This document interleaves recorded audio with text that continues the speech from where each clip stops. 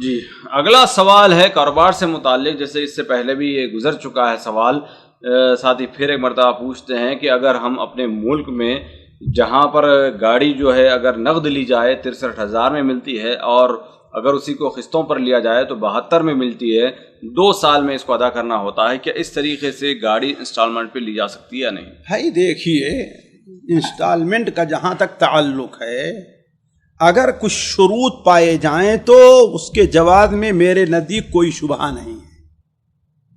ایک شرط تو یہ ہے کہ وہاں سے معاملہ طے کرنے سے پہلے ایک چیز پر اتفاق ہو جائے۔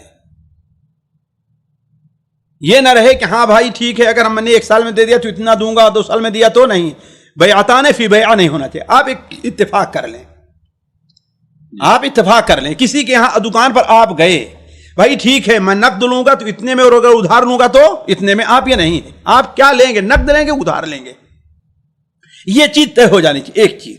دوسری چیز، جس چیز کے اوپر جتنا اتفاق ہو چکا ہے اب اس کے اوپر اضافہ نہ کیا جائے۔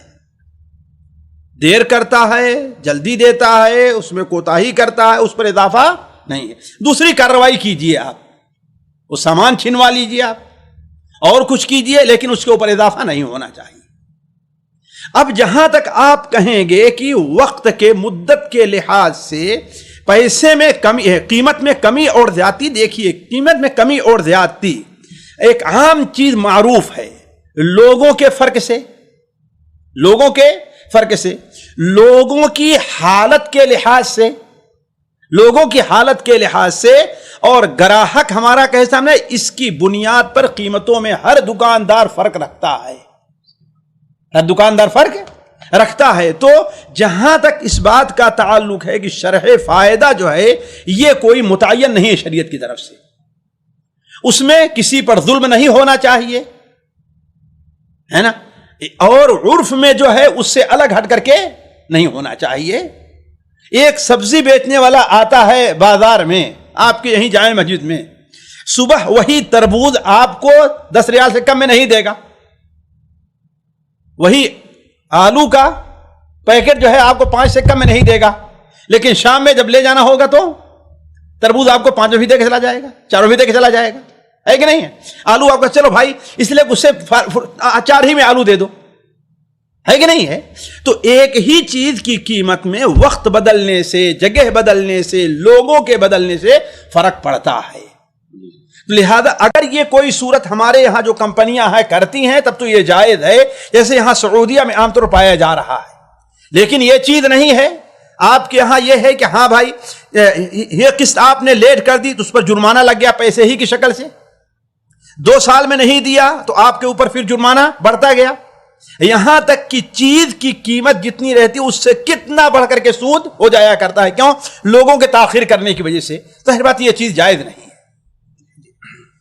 یہاں پر ایک اشکال یہ ہو سکتا ہے شیخ محترم کی، جیسے کہ آپ نے کہا کہ اگر تاخیر ہوتی ہے، یعنی 2 سال کے بجائے اگر 2 سال 2 مہینے اگر 3 مہینے اگر کوئی تاخیر کرتا ہے تو ریٹ نہیں بڑھایا جائے گا بلکہ کچھ اور سزا دی جا سکتی ہے۔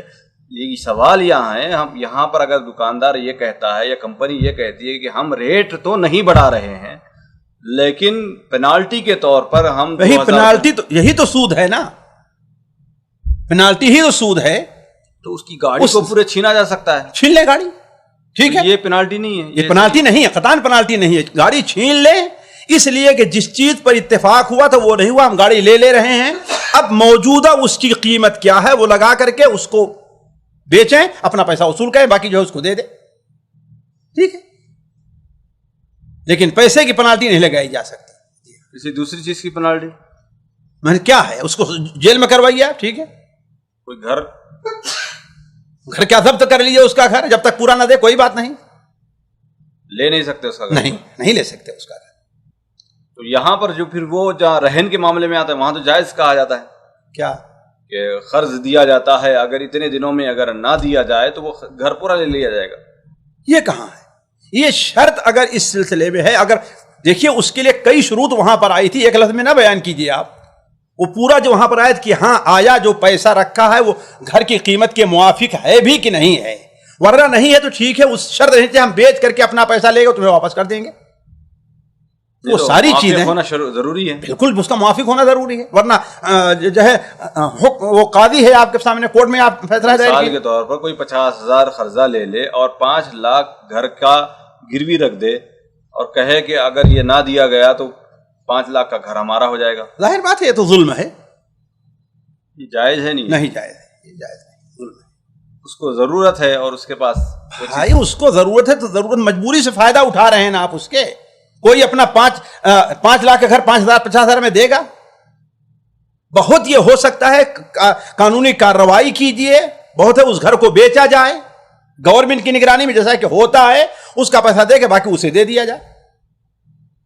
دیکھیے اس کے لیے اور بہت سے قانون ہیں. مثال کے طور پر کسی کو 50,000 کی ضرورت پڑی اور 5 لاکھ کے علاوہ گھر کے علاوہ اور کوئی ضمانت کی چیز نہیں ہے تو پھر کیا کرے گا؟ تو بھائی گھر ضمانت پر لے لینا، نہیں دے رہا ہے، وقت گزر گیا تو اس کے لیے قانونی کارروائی کرے. گھر اس کا کیوں قبضے میں کر لے اپنے؟ کورٹ ہے، پولیس ہے، پنچایت ہے، بہت سی چیزیں ہیں اس کے حل کے لیے. سامعین اکرام، ہمارے علمی اور عوامی دروس اور سوال و جواب کی مجلسوں سے آپ خود بھی مستفید ہوں اور اپنے دوست و احباب کے ساتھ بھی شیئر کریں. عین ممکن ہے کہ آپ کے شیئر سے کسی کی اصلاح اور آپ کے لیے صدقہ جاریہ بن جائے.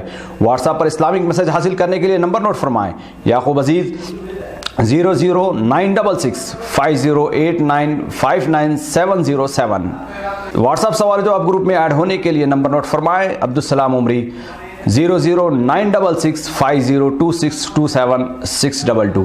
نمبر بھیجتے ہوئے نام اور پتہ ضرور لکھیں. اسی طرح ہمارے یوٹیوب چینل اسلامی دعویٰ کو ضرور سبسکرائب کریں تاکہ ہماری ہر نئی اور اہم ویڈیو کی اطلاع آپ کو فوری حاصل ہو جائے. تمام دروس، مقالات اور سوال و جواب سیریز کے لیے ہماری مشہور ویب سائٹ www.islamidawah.com کا مشاہدہ کرتے رہیں. السلام علیکم ورحمۃ اللہ وبرکاتہ.